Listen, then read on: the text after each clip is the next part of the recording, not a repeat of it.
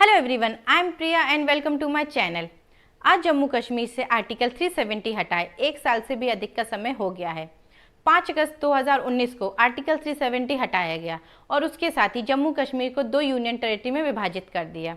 अब इस डिसीजन को उस समय सरकार द्वारा लिया गया मास्टर स्ट्रोक डिसीजन कहा गया, क्योंकि इसके साथ सरकार ने कई प्रॉमिसेस किए, जैसे कि ऐसा करने से अब जम्मू कश्मीर बाकी इंडिया से और अधिक इंटीग्रेटेड हो जाएगा। वहाँ के युवाओं को अधिक से अधिक रोजगार के अवसर मिलेंगे, वहाँ हर कोई ज़मीन खरीद पाएगा, वहाँ की जनता को सेम राइट्स मिलेंगे जैसे बाकी इंडियंस को दिए जाते हैं, वहाँ पर इन्वेस्टमेंट बढ़ेगी और इकोनॉमिक ग्रोथ होगी, शेड्यूलर कास्ट के लोगों को उनके हक मिलेंगे, कश्मीरी पंडित वापस जा पाएंगे, ऐसे ही तमाम वादे। अब मेरे नज़रिए में किसी भी डिसीजन को मास्टर स्ट्रोक कहना तब तक उचित नहीं है जब तक उसके साथ किए गए प्रोमिसेस इम्प्लीमेंट नहीं हो जाते।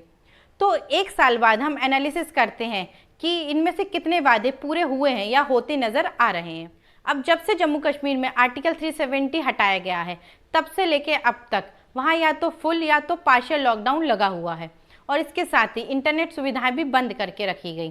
पहले के कुछ महीने तो इंटरनेट सुविधाएं पूरे तरीके से बंद रखी गई, लेकिन फिर उन्हें चालू किया गया, पर मात्र 2G की स्पीड पर। और आज के दिन भी पूरे जम्मू कश्मीर में 4G स्पीड अवेलेबल नहीं है। रिसेंटली आए एक फैसले के अनुसार अभी भी 2 जिलों को छोड़ के सभी जिलों में स्पीड 2G रहने का ही निर्णय लिया गया है।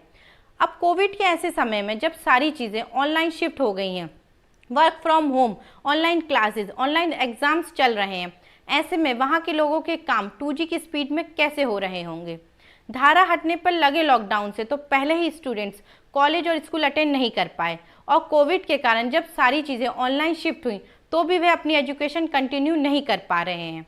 अब हालात ये हैं कि 10 लाख के करीब स्टूडेंट अपने एजुकेशन में 1 साल पिछड़ गए हैं।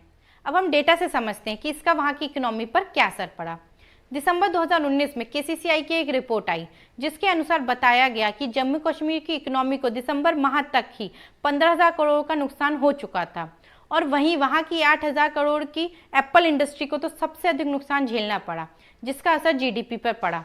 जुलाई 2020 में आई रिपोर्ट के अनुसार तो यह इकोनॉमी लॉस 40,000 करोड़ तक पहुंच गया। अब आर्टिकल के हटने पर रोजगार के अवसर बढ़ने की बात भी की गई, जिसके चलते वहां के फॉर्मर गवर्नर सत्यपाल मलिक जी ने तो एक यूथ पैकेज निकाला, जिसके तहत उन्होंने 50,000 युवाओं को नौकरी देने का वादा किया। लेकिन इस पैकेज से रिलेटेड किसी भी जॉब की स्कीम अभी तक सामने नहीं आई, और वहीं अगस्त से लेकर दिसंबर माह तक ही 5 लाख जॉब लॉसेज हो चुके थे। अकेले टूरिज्म सेक्टर में तो 74,000 से ज़्यादा लोगों को अपनी नौकरियां गंवानी पड़ी। स्पेशली टूरिज्म सेक्टर के डेटा की बात करें तो वहां 86% रिडक्शन देखने को मिला है।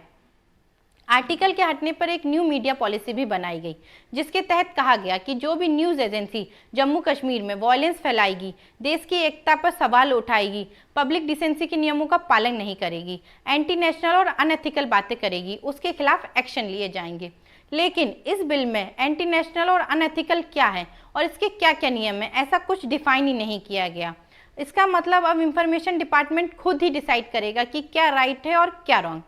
वहीं ह्यूमन राइट्स की बात करें तो ह्यूमन राइट्स फोरम की रिपोर्ट के अनुसार वहां के लोगों को PSA और UAPA का इस्तेमाल करके बिना बेल और ट्रायल जेल में डाला जा रहा है।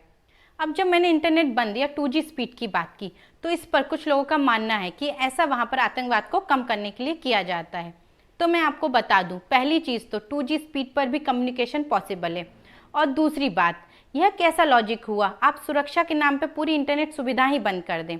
इस लॉजिक से तो सरकार को रोड पर गाड़ियां ही बंद कर देनी चाहिए, क्योंकि रोड एक्सीडेंट पे लोगों की जान जा सकती है। यह लॉजिक कहीं से भी रियलिस्टिक नहीं है। जैसे हम गाड़ियों का इस्तेमाल करते हैं अपनी रोज़मर्रा की ज़िंदगी जीने में अपनी आमदनी के लिए, वैसे ही इंटरनेट का भी इस्तेमाल किया जाता है। और हमारे संविधान में आर्टिकल 19A के तहत इंटरनेट के माध्यम से विचारों की अभिव्यक्ति और इंटरनेट के जरिए व्यापार हमारा मौलिक अधिकार है। अगर सुरक्षा ही मुद्दा है तो सुरक्षा व्यवस्थाएं बढ़ाई जाएं। कम से कम वहाँ के स्टूडेंट्स को इतनी सुविधाएं तो उपलब्ध कराई जाएं कि वे अपनी एजुकेशन आगे बढ़ा सकें। अब आप खुद सोच के देखिए, जिस मकसद से कश्मीरियों को उनके खुद के ही घर में कैद रखा गया था, क्या वह मकसद 1 साल बाद भी कहीं पूरा होता नजर आ रहा है। हम उम्मीद करते हैं कि सरकार जल्द ही अपने द्वारा किए गए वादे पूरे करेगी और इस ऐतिहासिक डिसीजन को इतिहास नहीं बनने देगी। अब मेरे द्वारा दी हुई जानकारी आपको इन्फॉर्मेटिव लगी हो तो मेरे वीडियो को लाइक एंड शेयर करें तथा मेरे चैनल को सब्सक्राइब करना ना भूलें।